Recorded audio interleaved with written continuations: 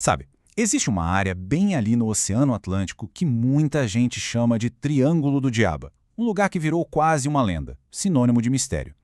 Hoje, a gente vai mergulhar de cabeça nessa história do Triângulo das Bermudas para tentar separar o que é fato do que é, bom, pura ficção por trás desses desaparecimentos que parecem inexplicáveis. Então, a grande pergunta que fica no ar é a seguinte: a gente está falando de um lugar com forças paranormais? Sei lá, um vórtice que engole tudo?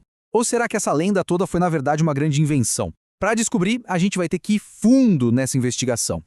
E se essa lenda toda tem um marco zero, com certeza é o voo 19. Pensa na cena. Estamos em 1945. 5 bombardeiros da Marinha dos Estados Unidos simplesmente desaparecem. Do nada. Durante o voo de treinamento.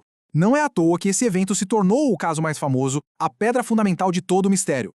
Mas a história não começa com o voo 19. Muito antes, lá em 1918, teve o caso do navio USS Cyclops. Ele também sumiu. E esse incidente foi gigantesco, marcou a maior perda de vidas da Marinha Americana fora de combate. Eram 306 pessoas a bordo. Imagina, simplesmente desapareceram. Bom, com casos assim, né, não é de se espantar que a região tenha ganhado essa fama meio sinistra.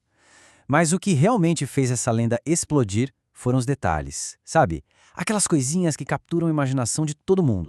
São justamente os detalhes dramáticos como essa suposta última transmissão que colocaram lenha na fogueira do mistério. Pensa bem, a simples ideia de que pilotos super experientes pudessem ficar completamente perdidos, desorientados por alguma força que ninguém entende, é assustador e fascinante ao mesmo tempo. Mas aqui é que a história fica interessante de verdade. De onde essa lenda surgiu? Muita gente acha que é um mito antigo, coisa de séculos, mas não é nada disso. Na verdade, é uma criação bem mais recente, do século XX. Uma história construída pela mídia, tijolo por tijolo. Dá uma olhada nessa cronologia que fica bem claro como tudo foi montado. A coisa começou devagar. Em 1950, um artigo só mencionou os desaparecimentos incomuns. 2 anos depois, em 52, a revista Fate desenhou pela primeira vez o tal formato de triângulo. Aí, em 64, a Argosy batizou oficialmente de O Mortal Triângulo das Bermudas. E o golpe de mestre, o que fez a história explodir no mundo todo, foi em 1974, com o best-seller do Charles Berlitz. Foi um processo, sabe? Levou quase 25 anos para a lenda tomar a forma que a gente conhece hoje. E aí, no meio de todo esse sensacionalismo, apareceu um cara que decidiu fazer o que aparentemente ninguém tinha pensado em fazer antes. Checar os fatos, ir atrás das fontes originais. E é aqui que entra a figura central que vai ajudar a gente a desvendar isso tudo. O nome dele era Larry Kush, e ele era bibliotecário. Em 1975, ele publicou um livro com um título bem direto, O Mistério do Triângulo das Bermudas Resolvido. O que ele fez foi genial na sua simplicidade. Em vez de só recontar as mesmas histórias, ele mergulhou nos arquivos.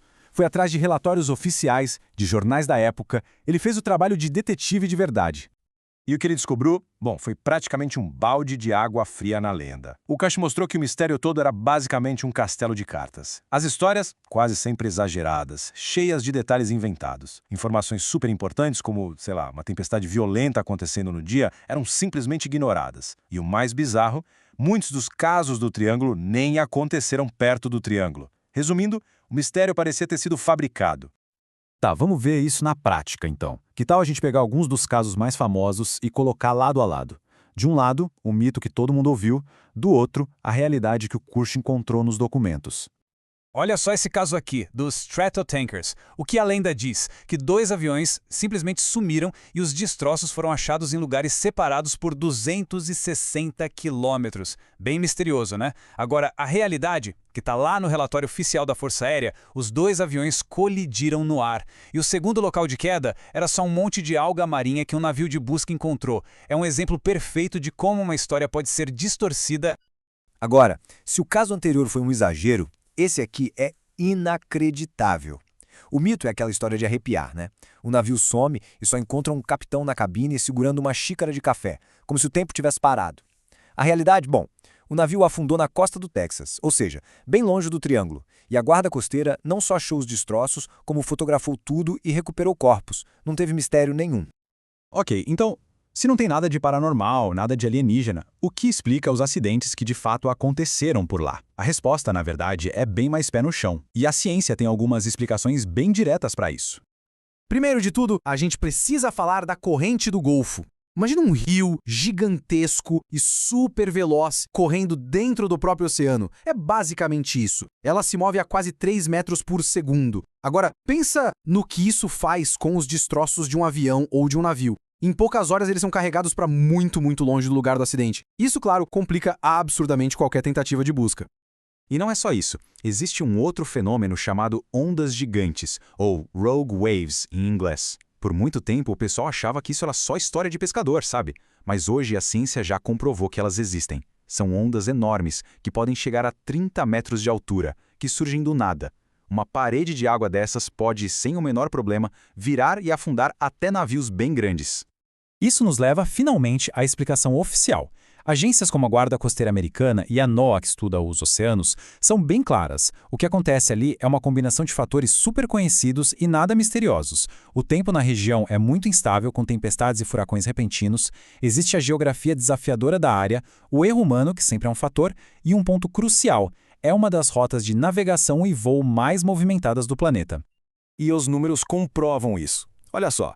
O estudo de 2013 da WWF listou as águas mais perigosas do mundo para navegação.